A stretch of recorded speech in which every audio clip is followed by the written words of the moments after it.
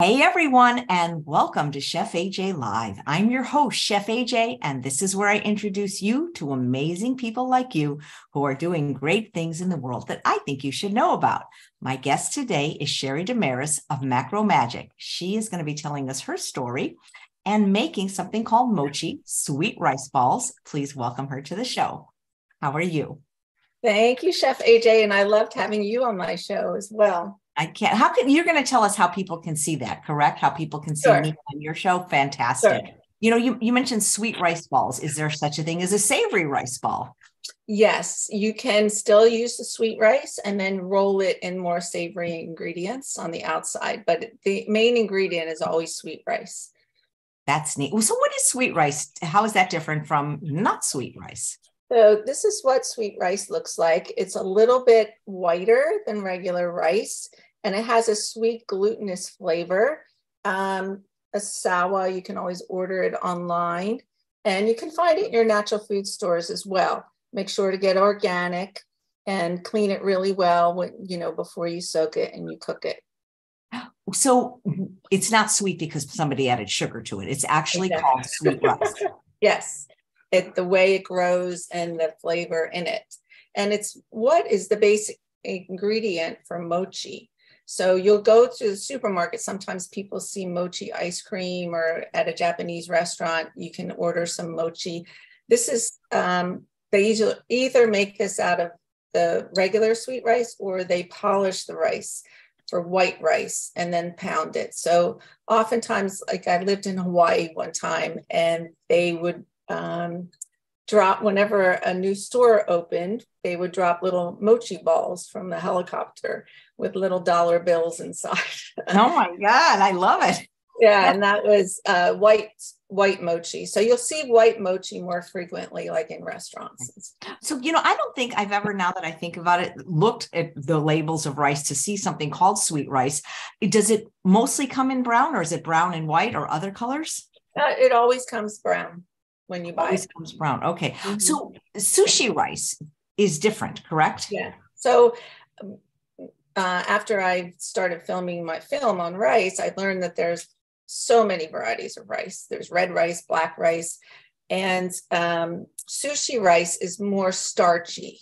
So you need to rinse it really well before you cook it, but that what makes it sticky, but you can't really pound it. You have to just cook it, and you use it in sushi and it sticks together.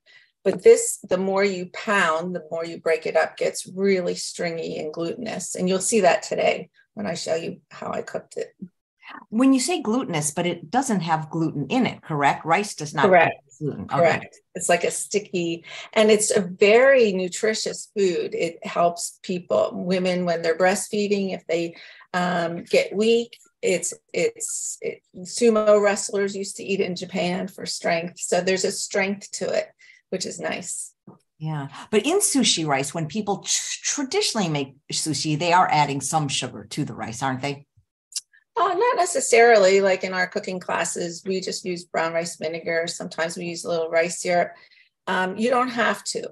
But yes, when you buy sushi out, just make sure you read the ingredients, because oftentimes they put it in the sauces and the vinegars and things like that. Yeah, makes sense. Makes sense. Wow. Well, you seem to know a lot about rice. So I'm going to start the recipe, if it's okay. Absolutely. Chef AJ said that your recipe will be posted. So it's basically just rinsing the rice and soaking it overnight. If you don't have a pressure cooker, you can boil it, but it turns out best if you can pressure cook it. So I already did that ahead of time. And this is my pressure cooker. So you take the lid off. This is an old style pressure cooker that they don't make anymore, but there's tons of different pressure cookers. Just make sure you get a stainless steel one. So once the rice is done, you can take a wooden mallet, or if you don't have, someone made this homemade for me because they know I teach mochi. You can use, just a masher, or you can use a wooden pestle, and you simply just pound the rice. kids love doing this. In fact, I wrote a cookbook while I was a guidance counselor, and we did a garden to plate program and Macromagic. And in the cookbook, I do a recipe on the mochi. So kids love it because it's really sweet. So you just pound it, and when it starts to get mashed halfway, it's a good time to make the little mochi balls. If you continue to mash it, you'll definitely make mochi, which is a lot more sticky and stringy. So I already made some previously, and this is the mochi that is really sticky, and you can just dry it in a baking dish, and you can cover it with some sweet rice flour and let it dry, and just cut it into squares and either bake it or put it in soups. It's a nice cheese substitute. It's very cheesy type flavor. So you would just cover it with a little bit of flour to dry it out on your counter. What kind of flour are you using? This is sweet rice flour, but you can use just brown rice flour. Is brown rice flour just brown rice that's been ground? Yes. So this is the package of mochi. You've probably seen this in the supermarket. Eden Foods has it, many flavors. And Rhapsody Natural Food, they were just recently on my TV show, so they gave me a lot of these. So what I tell people is, if you're making a pizza and you don't want to use processed cheese, you can just grate the blocks of mochi. And it does need a little bit of heat to melt it. It'll come out like looking like cheese, sort of like grated Parmesan. And it's really wonderful because you can layer it in lasagnas. You can put it on top of soups. You know, French onion soup we do in one of our classes is really delicious, and it will melt just like cheese. Wow. I get all that. I'm in charge of getting all the products donated for the Holistic Holiday at Sea cruise. So oftentimes, you know, I'll get big pallets of vegan cheese, but I always like mochi as my go-to at home. Where do you teach classes, Sheri? We teach online. If you go to macromagic.com, we have 4 levels of teaching, and you can access our programs through the website, but you can also, what we also have is a nice community. Once you take a class, you're in a community on the computer, and you can talk and ask questions to students of where to find an ingredient, or, you know, display your dish and say, you know, this didn't turn out right. And the level classes consist of a manual and recipes and really cool information about healing, which I think macrobiotics has so much of in terms of healing drinks and healing remedies and diagnosis. We do what's called oriental diagnosis. We learn when we take classes.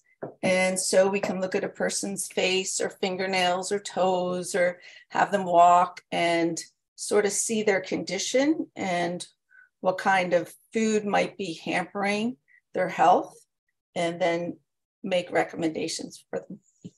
Right. When did you get interested in macrobiotics? Tell us your story. I was 26 years old, and I just graduated from William and Mary, and I came back home, and my mom signed me up for a Thanksgiving macrobiotic dinner. And I thought, wow, this food is really cool and it's really good. And I just wanted to learn more about it. And at the time, Dr. Anthony Sadalero, who was president of Methodist Hospital, got sick with cancer, and he wrote a book called Recalled by Life, which became a bestseller. So many people in the Philadelphia area started taking cooking classes. and trying to learn, not only veganism, but also macrobiotics. So I went to all the cooking classes, and then I had summers off as a guidance counselor. So I started going to the Kushi Institute, studied up there. And at the time, Michio Kushi, who started the whole movement in the United States, was my teacher. So I got to spend a lot of time with him. And then also when he traveled and he would give diagnosis, I would scribe. He came to Philadelphia one time for 2 weeks, and I did all the scribing. I couldn't lift my hand up anymore. But I learned so much to see, I was fascinated by these people who were recovering from real serious illnesses just from changing their diet. And I remember, AJ, you had shared on my show your experience, with having digestive problems at school. And I've heard, so many stories like that turn around just from changing, the way you eat. Absolutely. Absolutely. Had you heard about the macrobiotic diet before taking that cooking class? And how did your mom know to sign you up for one? Was she into healthy eating or living? My mom, I have my mom to thank. She was always following Adele Davis, early in the years, and Ram Dass and all these crazy people. My dad was super conservative and my mom was super hippie. And and we were always, reading all sorts of books growing up about diet and nutrition. And it just made a lot of sense to me. I was always an athlete. I played a lot of field hockey and swam and skied a lot. And I always felt better when I ate better. And it just, I don't know, it just made a lot of sense, the whole approach. Nice. Had you heard about veganism growing up even? Yes, we were always more vegan. I remember in grad school, when I joined a food co-op, I started collecting beans. I was a bartender at Chowning's Tavern, and they gave me all those maraschino cherry jars. So I collected all these different kinds of beans in the jars, but I didn't know how to cook them. I just put them on display in my house. So eventually I started learning how to cook and use them. I was a terrible cook in the beginning. I couldn't even boil pasta. Growing up, we were always eating processed foods and things like that. Wow. I went to college at the University of Pennsylvania in 1977. There wasn't a single vegan restaurant there. That's changed, hasn't it? Mm-hmm. Oh, yeah. Rich Landau was on my show. I used to have a show called Tea with Sheri. That was my first show in the local area. And I built a little fireplace, and then I'd have a cup of tea with a famous author or doctor and talk about nutrition.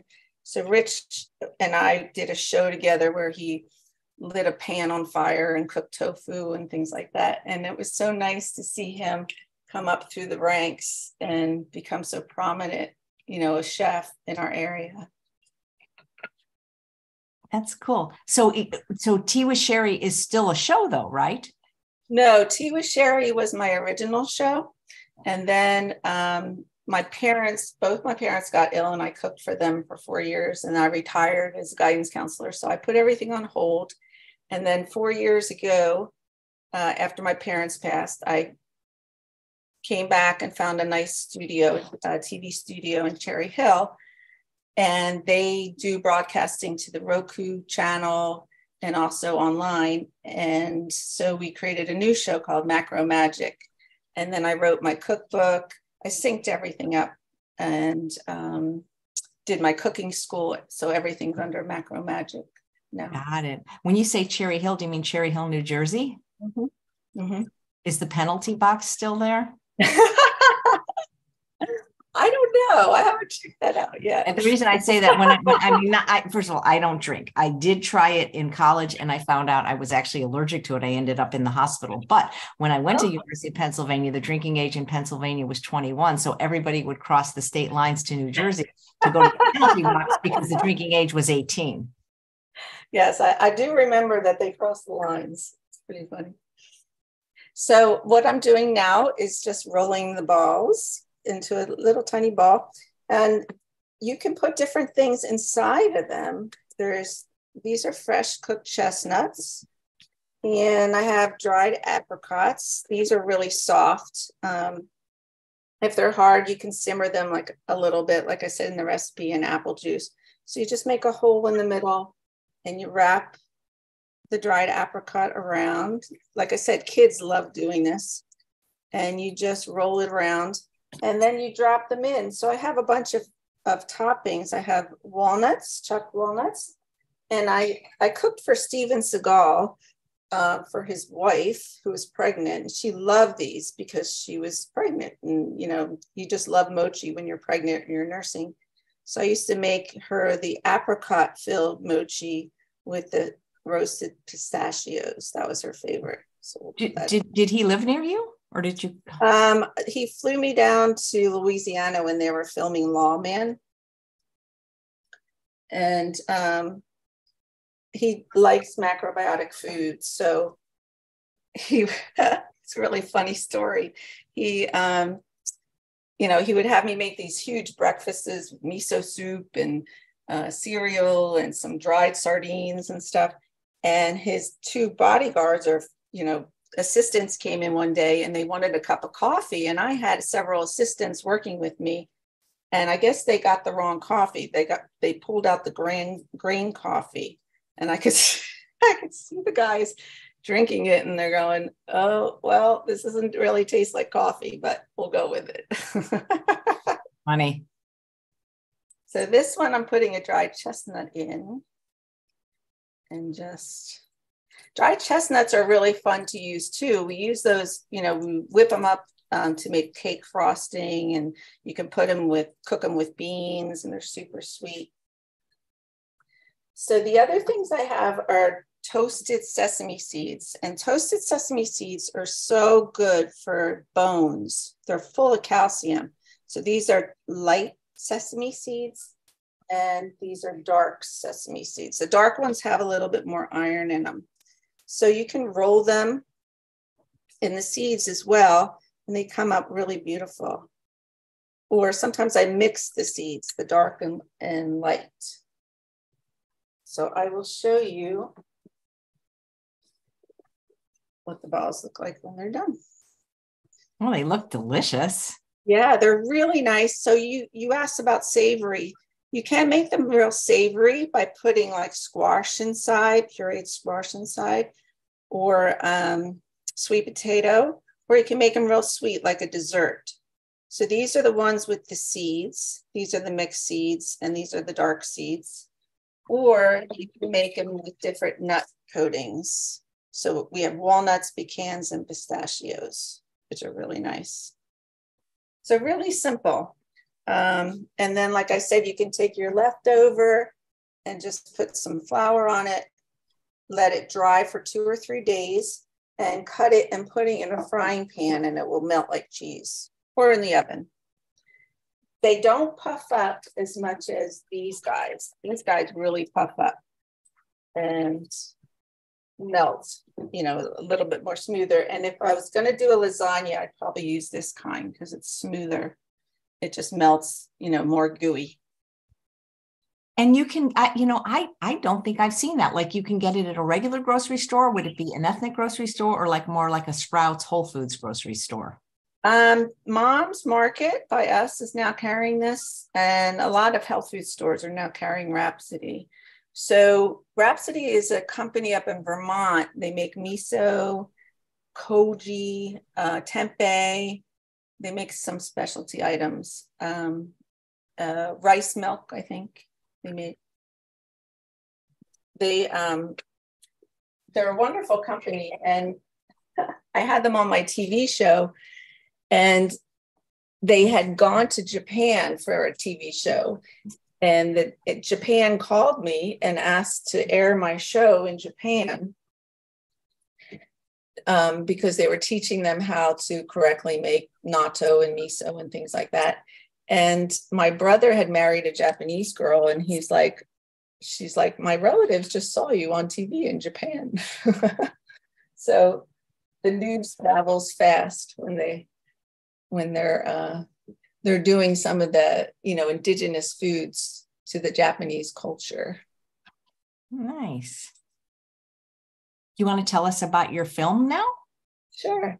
So in 2005, I was asked to speak at the Veg Fest in Tokyo, Japan. And after I spoke, gave my presentation, they toured me down to the southernmost part of Japan. And I stayed overnight in a Shinto shrine. And the monk there took me to the rice fields. And it was my first time ever seeing rice grow wild in the field. And it was so beautiful. And so I just, put that aside in my memory. And 2 years ago, when I was working with my TV show and, lecturing and teaching cooking, I met Christian Elwell, who is a farmer in Conway, Massachusetts, who grows rice in the cold climate. And I thought, wouldn't this make a good documentary? Because he's been doing it for 30 years. Most people think rice can't grow in colder climates. And he uses all the old equipment and it's all organic. He also has a huge CSA and organic farm there and grows, millet and sorghum and all these other wonderful grains. And I thought, wouldn't this be beautiful to show the world, like what it looks like? So it's a very poetic type film, but we like to include like a little bit of cooking in it. We also have Colin Campbell and Neil in it talking about the nutrition of rice and plant-based foods. We have the researchers at Cornell talking about soil health, climate change. We also have Jeffrey Reel, who's worked with the Mega Institute, discuss how we can make a difference with climate change, the little things that we can do. So we're editing the film right now. It's already been filmed. Eden Foods helps support the film. And we hope to preview it on the Holistic Holiday at Sea Cruise in March, as well as we'll be sending it around to film festivals. And you did this all by yourself? Yeah. I was just so inspired. I've never, I do my TV show, but I always thought, I love putting pieces together. And I just love the creativity of it. So I get involved a lot in the editing, and the music and the color and, putting the story together. But yeah, it's been a learning experience because it's my first time. Wow. That's very cool. Well, we have a trailer we can show, but we should probably do that at the very end of our conversation. And then I can, just say goodbye to the viewers then, but I have the clip pulled up. Okay, great. Yeah, so anything else? What else do you want? How do you do a film? I mean, I'm so impressed that do you have a history in filmmaking? Like, how does one just decide to make a movie? My old boyfriend used to colorize movies, but no, I didn't have a clue about it, but I was working in the TV studio and I paired up with a woman named Marley Snyder, who is the main production person there, and she's pretty good. She went to film school. So the two of us became friends and we just started brainstorming what we'd like to do, what we'd like to show the world. Our second film, which we already created, is called The Spirit of Corn. And we hope to show, especially in America, where our food came from and how corn was used and how it was grown. So we've been doing a lot of research on the corn as well. But I just love the process. I love the whole film process, and I love all the script writing and the storytelling. And I'm a writer as well, so I feel like it's a great venue to, just share as much information as I can. All right. Well, how about The Spirit of Potatoes? We were going to do The Spirit of Soil, actually, because as we're filming The Spirit of Rice, we are learning so much about soil.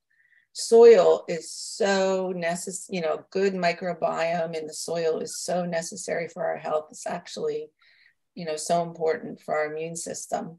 So we're learning more and more about soil. And there's a wonderful farm near me in New Jersey called Blue Moon Acres, which we also filmed at. Jim Lyons was a macrobiotic for years, and he's been growing rice organic rice. So we've been spending a lot of time up there, and he studied a lot about the soil, how to regenerate the soil. So it's a fascinating topic, especially during climate change. Now, not everybody is going to be able to go on the Holistic Holiday at Sea cruise. So where else will they be able to see the film? We're definitely going to distribute it. It'll go around. Hopefully, I was going to ask Ocean Robbins to help me with a link just to email out to people. And but first, we're going to enter it in film contests. And next week, or this Wednesday, I'm filming a girl from the film festivals who puts these films in schools, in public schools. So I'm hoping to hook up with her and get, kids to watch this, because I think it's really important that they become aware of, good nutrition and how things are grown, and, the state of our climate right now, and, how we need to all maybe start our own gardens and grow our own food. Nice. Let's talk a little bit about macrobiotics in case somebody's not familiar with what is it? Sure. Because it's not necessarily vegan. Is that true? True. It's not macroeconomics. It's not microbiotics. So macrobiotics, macro just means whole, and biotic means life. So it's actually looking at the whole person. Like when we do diagnosis of people, we consider, the whole person. If you study acupuncture, all the points in the ear relate to all the points in the body. And same with the foot. So when a person gets sick, there's all these other factors involved that need to be considered. So macro, looking at the whole, looks at the whole food culture, and then makes recommendations according to balancing foods out. So we learn a lot about energetics of food. Is the food really contracting? Is it really expanding? When I eat it, how do I feel? Or if I have a certain condition, which kind of food do I need to eat to get better? More and more macrobiotic people are turning vegan. Like I'm definitely vegan because the whole movement of the vegan movement makes sense to me, but also the quality of, any animal food is usually full of hormones and pesticides and antibiotics and things like that. So it's not really hard to find a macrobiotic counselor that's vegan if you want to work with them. But different from veganism, we've learned a lot about healing, and especially certain conditions like allergies, asthma, colds, headaches, simple ones as well as complicated ones. So we have, my last lecture on the cruise, the Holistic Health Cruise, I did a lecture on women's disorders, and the room was packed with just vegan people wanting to learn, all the knowledge that we have about, what helps if you have ovarian cancer, what happens if you have breast cancer, what are remedy drinks, what are ways to reduce tumors, what foods cause that issue or exacerbate that issue. So we have a tremendous amount of knowledge in terms of health and healing, and working with the energetics of food in addition to the nutrition of food. And Colin Campbell was in my lecture, and he's always been such a great supporter of mine.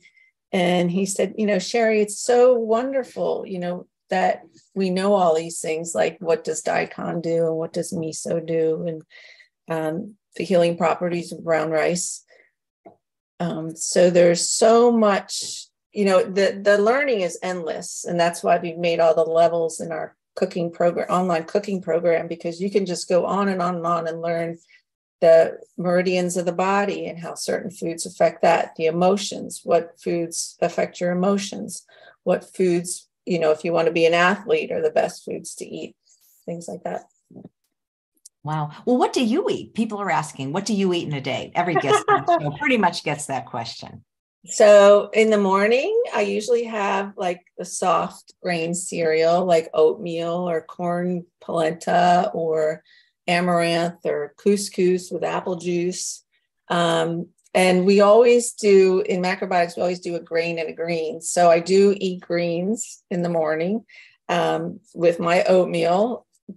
I've always gotten slack for it from my family for my whole life. But, I don't know. It just feels really nice to have more of a balance. So like it might be steamed broccoli, it might be Chinese cabbage or bok choy. I was never a coffee drinker, so I don't drink coffee. And then at lunchtime, maybe noodles, fried noodles with a salad. Dinner time, brown rice with, another grain, some beans, some soup, like either miso soup or shoyu soup or sweet potato soup, and then sometimes a dessert made out of fruit or made out of, we use barley malt, rice syrup, and maple syrup in our desserts. Nice. Yeah. So that is very cool. I mean, that sounds like a very healthy diet to me. And I love that you eat greens for breakfast. Well, the other thing is when sometimes when I started, it was very hard. I used to eat in my office with the door closed as a guidance counselor, and people would always make fun of me. I wasn't drinking soda. I used to work in the ER in the hospital. A group of doctors gathered around me and told me that I wasn't going to live too long because I didn't eat meat. I was constantly barraged and made fun of. My birthday cakes were like rocks. We had a funny story. They did that makeover story with us on TLC TV show. And at the end, we're supposed to cut the cake together and the knife doesn't go through the cake. And one of my friends yells out, "It's a macro cake." But back in the day, we didn't know how to bake cakes without eggs. They turn out like a brick. So, now we make them really delicious. But back then we didn't really know. So it was always like a cement cake. So I'm known for the girl with the horrible birthday cakes. That's funny. Are you familiar with Chef Eric Le Chasseur? Yes, I cooked in his kitchen and went to visit them a lot, and he's a good friend of mine. Yeah, well, he's one of the most spectacular macrobiotic chefs, and he was a pastry chef. Yes, when I'm in his kitchen, I get so inspired. My creativity comes flying out because just being around him. And he was on my show. He was on my Tea with Sheri show a long time ago. And Sinai, I'm good friends with. They were good friends of ours in LA. We miss them terribly. We love them. Yeah. So Diana says, are you still in Philly? Yes, I'm outside of Philadelphia in the Devon area. So it's about 45 minutes outside. I have I can't carry the computer, but I have a beautiful raised bed garden in the backyard. And I grow vegetables all year long. Right now there's kale, there's tomatoes, there's bok choy, there's carrots. And it's just so wonderful to pick out the vegetables out of your garden and then cook them right away. It just gives you so much more energy, and you realize how fresh you can have vegetables and not, haven't been on shelves for weeks drying out. Yeah. Jessie says, can you ask Sheri to describe the difference between macrobiotic and whole food plant exclusive? You kind of did, but. So what I explained before is macro we really study energy, which is a whole different venue. Like we just finished our level 1 students, and they said, they all wrote in saying it was amazing. They never really looked at food like this before, because we do cover the nutritional part, how much plants have protein, especially. But then we move into what's the energy of a carrot? What's the energy of a cabbage? And when you cook, what kind of energy, like steaming is different. And I cover that in my cookbook too. Steaming is definitely different from blanching. And what kind of energy does steaming produce? And what kind of energy does blanching produce? So not only knowing the energetics of food, but also the energetics of cooking styles. Baking's very drying. And you keep it in the oven for a long time, which is good in the winter months, But in the summer months, when it's super hot out, you want more water in your food, more refreshing. You don't want it on the stove for hours and hours, because the longer you have it on the heat of the stove, the more heat is generated in your body. So things like that, little amazing tips. And as if you pick up any book on macrobiotics, like Michio Kushi wrote over 60 books that are all good to introduce macrobiotics. George Isawa was his teacher, and you can read some of his books, and they're very more philosophical about yin and yang, the pairs of opposites of energy. And then there's so many great macrobiotic chefs like Eric out there. But I really feel every year when I, speak on the cruise, that to combine veganism and macrobiotics is going to be explosive. It's going to be, tipping the world upside down, because we both come with such great teachings, and to combine them together is really going to be an amazing. Maybe they should call it macro vegan. Actually, I think Bill Tara and his wife call their website Macro Vegan. So yeah. Nice. Lucy says, does Sheri work with clients to help prescribe food solutions for diseases? Yes. So if you go on my website, Macromagic, you can go down to see all the services, and I do cooking consultations. So if you come to me and wanting one, I send you out medical forms to complete and your history, and then have you describe what you're presently eating. And it usually matches up perfectly. Like in my mind, I can figure it out. Actually, I can figure it out before you even fill out the form, but you can learn how I see that, how it correlates. So there's definitely a correlation there. Nice. Somebody who's also named Sheri is, because you're not asking yourself questions, is asking, I just saw it, if you can suggest any vegan macrobiotic books or resources. Abilene Kushi's cookbook is sort of the dictionary and the go-to. That's a good, my cookbook is good, Macromagic. Denny Waxman wrote a book recently, which is really great, has great recipes. And but I forgot to mention that my cooking school, I teach with Patricio Garcia de Paredes, and he worked closely with Michio Kushi, and together he and I have started a nonprofit school called the Macrobiotic Global Institute, and that's connected to my website, Macromagic. And that's when we offer the levels. And he's such a great teacher. He's very young. He's like the Michael Jackson of Japan. And he was teaching in person until the pandemic hit, and, having thousands and thousands of followers. So now he's online, which is lucky for me, since we teach together. And he's written some books too. He has a great dessert book out. And Eric's cooking books, Eric and Sinai's, are great cookbooks. Absolutely. Absolutely. Here's a question. It's a great question from Petra. What is the macrobiotic take on using things like oil, sugar, salt, and sugar substitutes? We do use oil and salt. We used to do more deep frying, but we've gradually gone away from that because it's so contracting. And right now, the earth is getting more dried out and everyone's getting more pressured. So we don't do that as much. And also the oils we use are only toasted sesame oil, light sesame oil, or olive oil, because they're cold pressed and they don't have any, chemicals or anything in them. And we don't use oil that much. And if you're on a healing diet, sometimes we take you off oil for a while. We do use good quality sea salts. This is my sea salt, and it's called SI salt, and it's really refined. It's almost like sugar.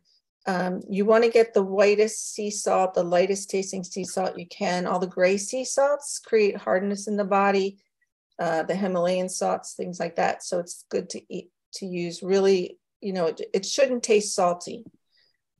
So we do use sea salt, but we always cook it in the food, just like miso and shoyu. Shoyu is just naturally fermented soy sauce. but we don't use a lot. And we use the fermented shoyu and miso for flavor because it's fermented. It's not as salty. It doesn't pull your blood pressure up. But you do need some salt for minerals. We don't use any sugar. I can't tell you how great I feel from not eating sugar for over 40 years. When I used to eat the M&Ms every Sunday on my sofa and write my master's thesis, I felt like horrible. I felt almost suicidal, depressed. And then I moved to carob, and carob was even worse because it's more yin or expanding. And I'd get super depressed when I worked in the health food store, eating the carob balls. So you definitely feel different. You feel positive, you feel happy, you feel, if you have a crisis in your life, you can handle it a little better.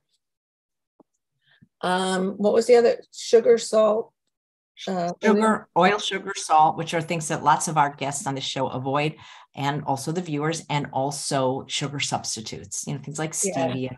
Yeah. So anything that's refined, and Chef AJ and I really agree with this because she's on my show which I love, talking about unprocessed. Whenever you process something, your digestive tract, which is one of your major organs that you need to heal to get better, it really plays havoc in your digestion. So any of these processed foods like processed burger, vegan burgers, processed cheeses, processed candy bars. And now you have to be super, super careful because a lot of these companies that I work with for the cruise are getting sold out. So they're small, great companies with good products. And then they sell, eventually if the owner has to, retire. And these big companies like Procter and Gamble and other big companies buy them up. And sometimes, it's not the same recipe that was used before and you don't know it. So read ingredients, read labels, get to know your ingredients. If you can't understand the name of the ingredient, I would stay away from it. And also with the processed sugars, it's very, very concentrated. So that hurts your liver because your liver is always trying to clean out. And, fatty liver happens when you're taking a lot of fructose and, really refined corn syrup, things like that. Mm-hmm. What are the thoughts in the macrobiotic world on potatoes? So I cook with potatoes a little bit. Sweet potatoes are a little bit more yang, more digestible and not so acidic. If you're trying to heal from a health condition, we say try to avoid the nightshades for a while because nightshades they're very acidic in the body. And you want your blood to sort of be like salt, like the ocean.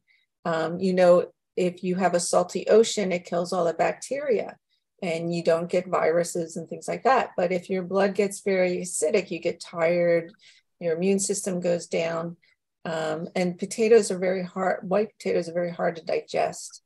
So we recommend sweet potatoes on a regular basis, and then white potatoes as you like them, just like tomatoes and spinach and zucchini and those types of things. But if you have arthritis, especially, be careful of overdoing the nightshades. Really? Interesting. Mm-hmm. Mm-hmm. When people seek, well, I can't just say every macrobiotic counselor, but what are they mostly struggling with? Oh, I have a whole range, in the students in our class, some, just want to learn because they want to learn how to cook and feel good and prevent illness. Other people are healing from a health crisis. I have one student who I'm so proud of in my class that had stage 4 breast cancer, and she's doing so well. Her doctors, are astounded, and they're reducing her meds. We have some diabetic students. It's so easy if you're eating a standard American diet to eventually get sick. I mean, I hate to say it, but when you reach age 40 or 50, look out if you're just living on the standard American diet. Because of all the additives, hormones, pesticides, GMOs, and grain. In macrobiotics, that's the difference between macrobiotics and veganism. We put grain as the center of our diet. It doesn't mean like a lot of grain, probably brown rice like once a meal, once a day, but being that center, it's the most balanced food there is. And it gives you a lot of feeling of being grounded, and it helps your blood sugar, and helps your digestion, and has plenty of fiber. Well, I'm a huge fan of grains, especially rice, and I'm not afraid to eat it. I'm not afraid of arsenic. I'm not afraid to eat white rice. I was just talking to a Chinese man earlier at a farmer's market, and they've been eating white rice in Asia for years, and they don't have the illness rates and the obesity rates that we have. Exactly. We did in the film, we do talk to the University of Delaware scientists who test for arsenic, and they found no arsenic in Christian's rice or at Blue Moon Acres.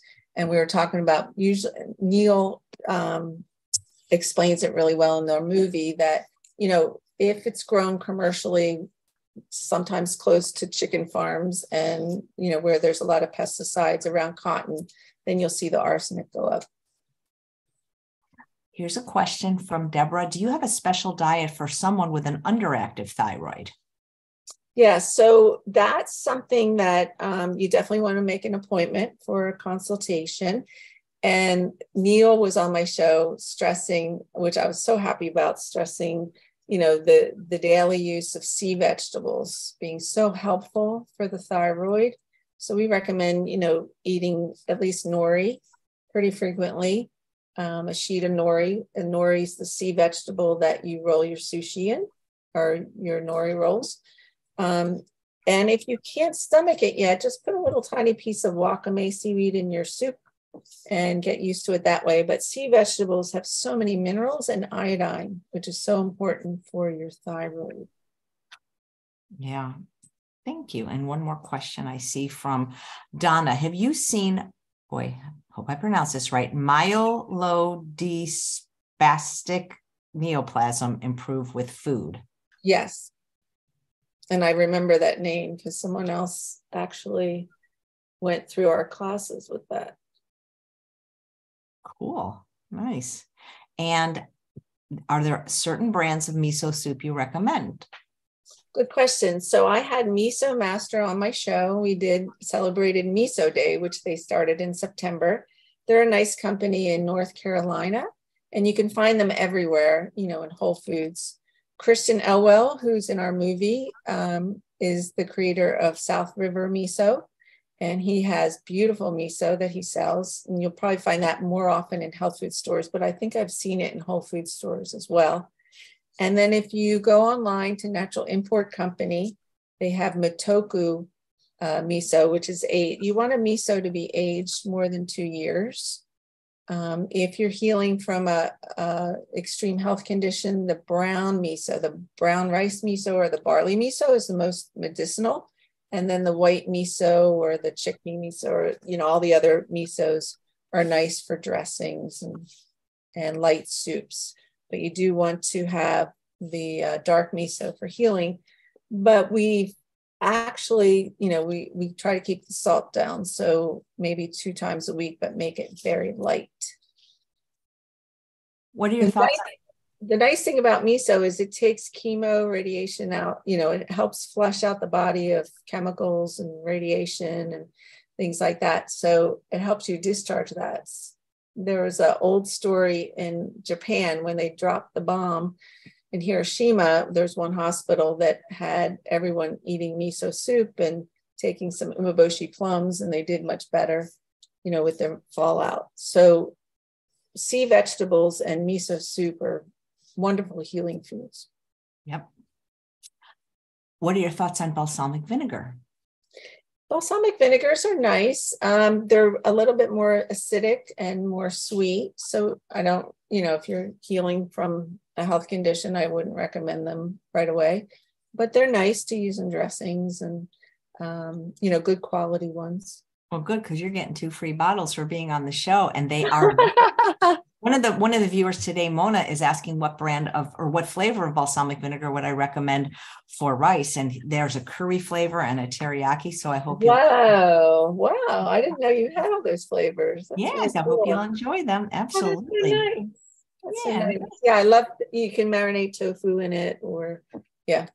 vegetables. Is there anything you want to mention before we show the trailer about either you or your work, your show, the film? Sure. I wanted to thank everyone for donating towards the movie. We still have a GoFundMe website called Spirit of Rice. If anyone's interested in donating, you'll get your name at the end of the movie. And we have a rice directory for sale that lists, rice farmers and great articles about rice, and that's distributed by Alex Jack of Planetary Health. We also are doing a coffee table book that goes along with the movie, and that will be for sale from Alex as well. And then I wanted to mention on our website, you asked about Tea with Sheri.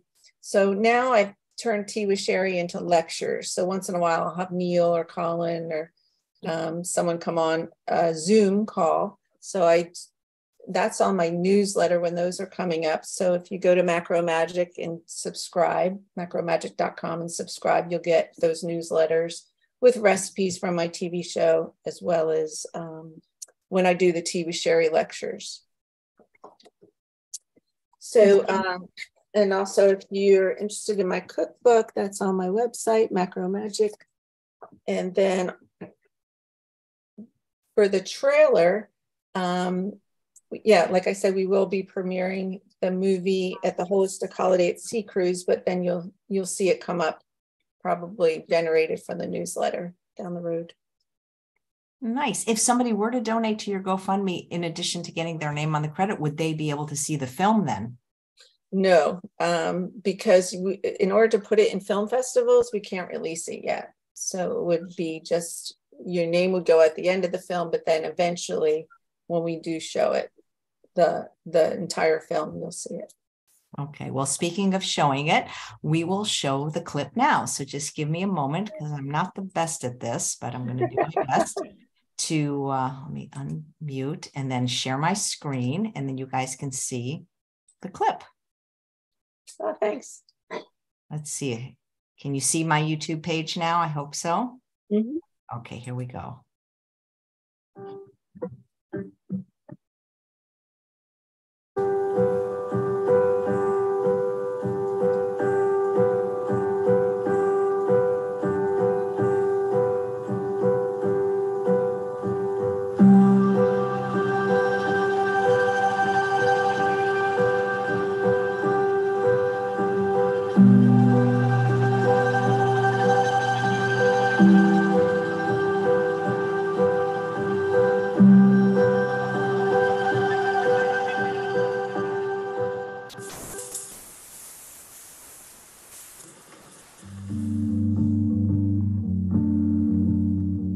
When we have a tiny little seed in front of us, there's an awful lot there in the seed that we don't see with our eyes. And how to tune into that which we don't see, that's where we might begin.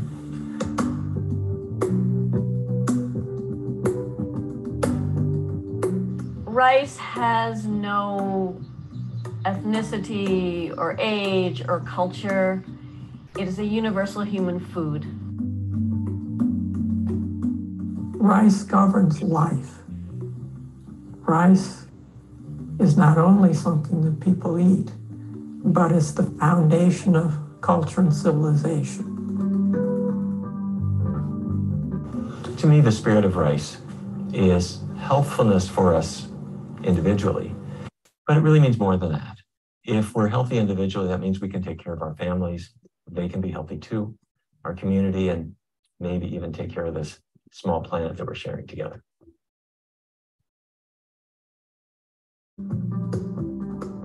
When things are going right in the body, that only can happen if we give the right kind of food for the body to use. It has to have access to all these resources, if you will. And so Mother Nature has figured out how to do that.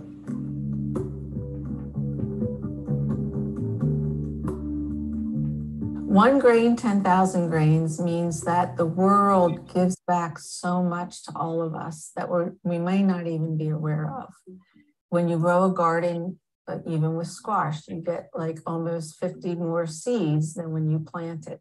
With rice, it's 1 grain, 10,000 grains, which is astounding because that's the whole spirit of rice.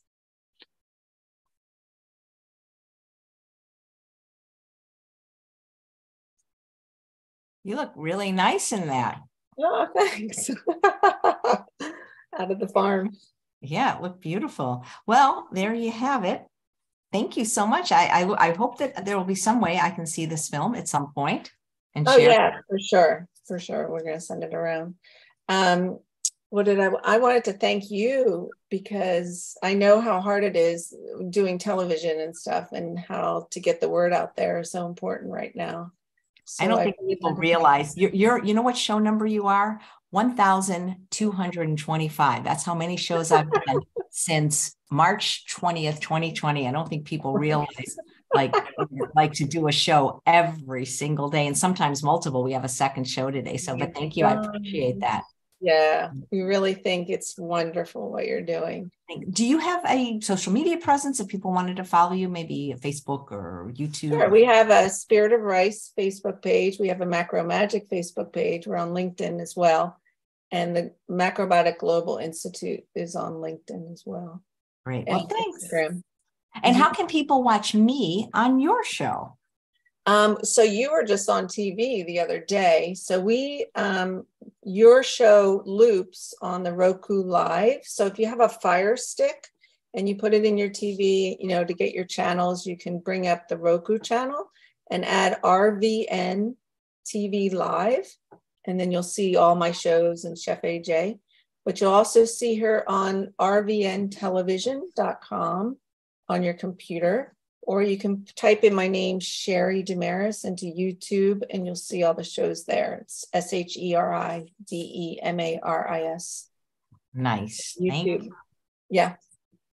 Hey. And it was a great show, by the way. It was really nice. Yeah, it was a lot of fun. I don't know if I have Roku, but I hope I get to see it someday. Mona says she missed the beginning. What was the kind of rice that you were mashing? Oh, okay. So this is sweet rice. It's just organic sweet rice. So when you go to Whole Foods, you'll see the bins, of just regular organic rice. You want sweet rice because when you pound regular rice, it won't become sticky. Great. Thanks, Sheri. Yes, thank you. My pleasure. And thanks all of you for watching another episode of Chef AJ Live. Please come back at 2 p.m. today when we have another fabulous guest. I am going to be trying for the first time not going to be a blind taste test because I'll have my eyes open, but there's a new product that so many of you have ordered already. It's called Read the Ingredients. I'm going to be trying these vegan loaves that don't contain any refined sugar or oil or even flour. And I'm going to be trying, I can't eat chocolate, but I'm going to be trying the carrot cake, the banana, and the apple cinnamon cake on the air. Yeah. Let you know how I think of what I think about them. You want them on cruise. Yeah. If you want to recommend them for the cruise, let me know because I'm still getting fantastic. all the product.